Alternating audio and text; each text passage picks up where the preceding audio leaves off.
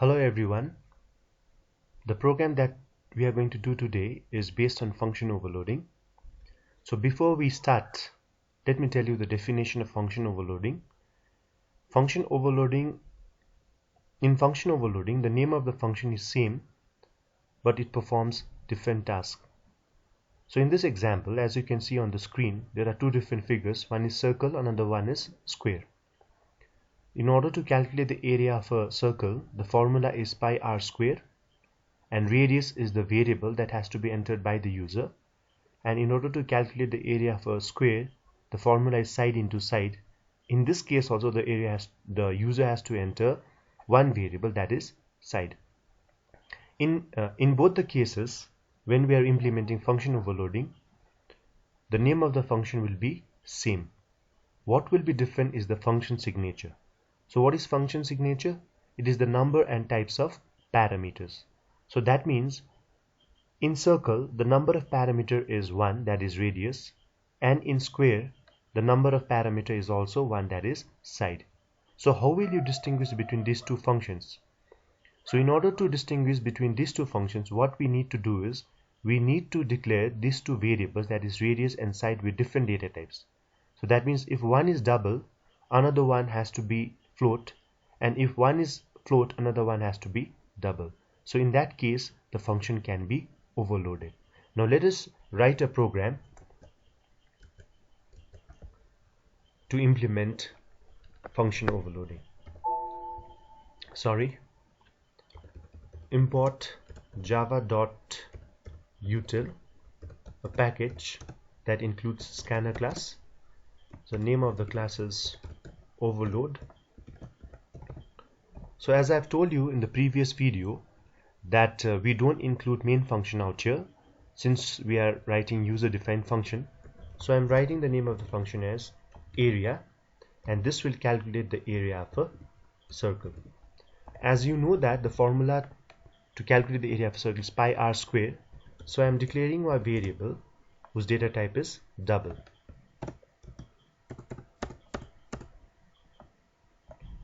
Now let's write the function definition. Double, declare a variable which will store the area. Let that be RC for circle, and the formula is 3.14 because the value of pi is 3.514 approximately into R. Okay, so this R has to be written over here. So I'm printing the area inside this function, though you can do it in the main function itself, but in order to make it easy, I'm writing it inside the function itself. So therefore I'm writing a message: the area of a circle is plus RC, because RC is storing the area of a circle. So that is my first function. Now next function will also be named as area because we are performing function overloading. Name of the function is same, but it performs different tasks. And this function calculates the area of a square. But point to remember, out here I cannot write double side because this R and side will not distinguish between these two functions. The name of the variable is not going to make the function different. Out here, if you look at this line properly, it's void area double R. How many parameter? One parameter of double data type. Out here also void area double side, one parameter of double data type. So that means these two functions are exactly the same. So in order to remove this advantage, what we can do is we can change this with a different data type. Out here I am using float. You can even use int, but if you use int, it will calculate the area of square of only integer data type. Okay, now let's write the formula. So it will be float rs is a variable which will store the area of a square, and the formula is side into side. Okay, So I'll print the result.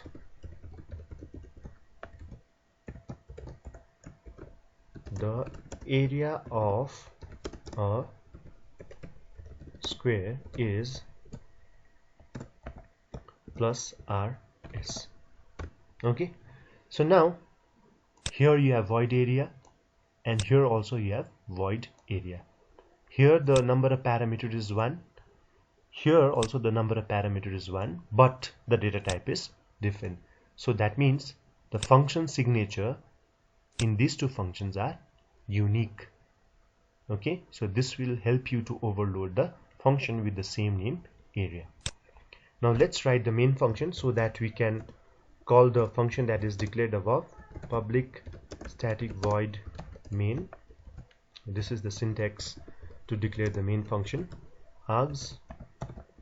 Okay, since we have imported java.util, so I'm going to write scanner class, sc new scanner system.in.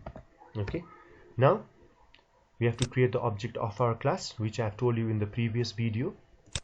So I'm going to copy this. It should be exactly the same because Java is a case sensitive language.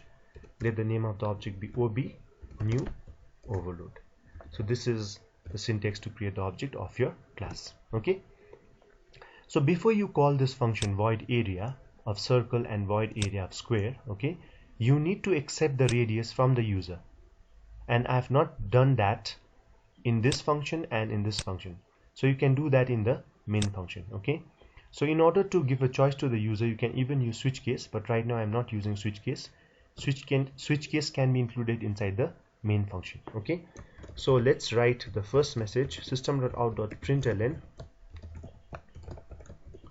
enter the radius of a circle. Okay, and since in function definition we have used radius of double data type and the name of the variable is r, so you cannot use r anywhere inside the program because that will be a duplicate variable.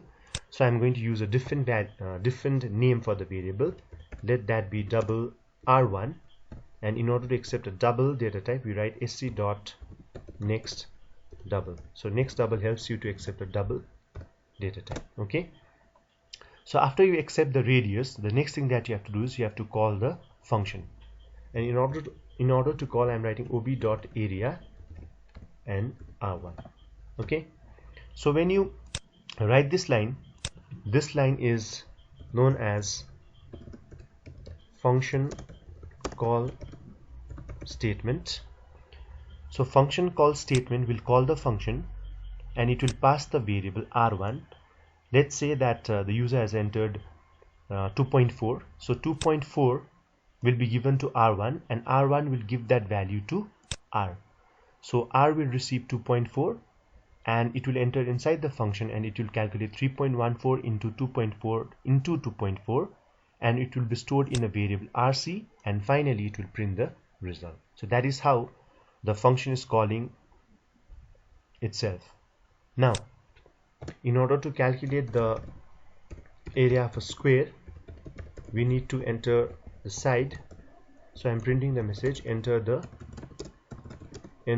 side of a square.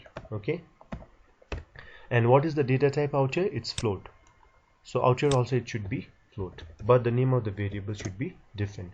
So I'm writing s1 float s1 sc dot next float is the name of the function which helps you to accept a float variable or a value. Now I'll call the function ob.area and the variable that will be passed is s1.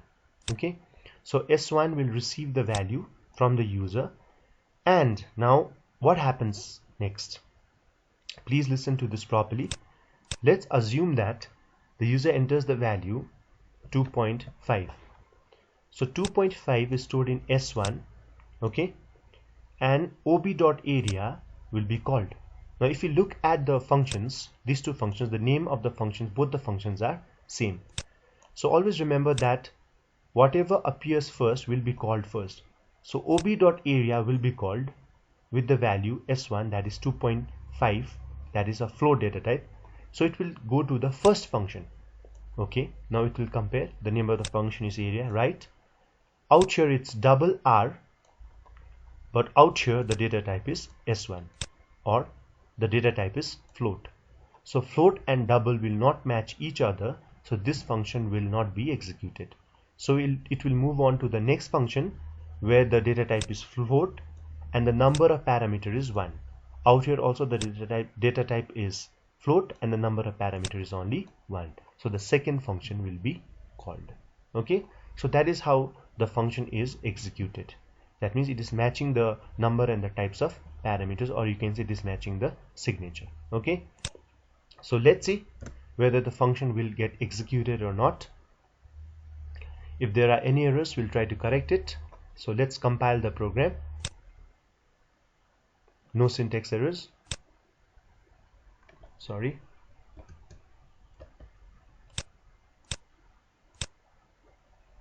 Okay.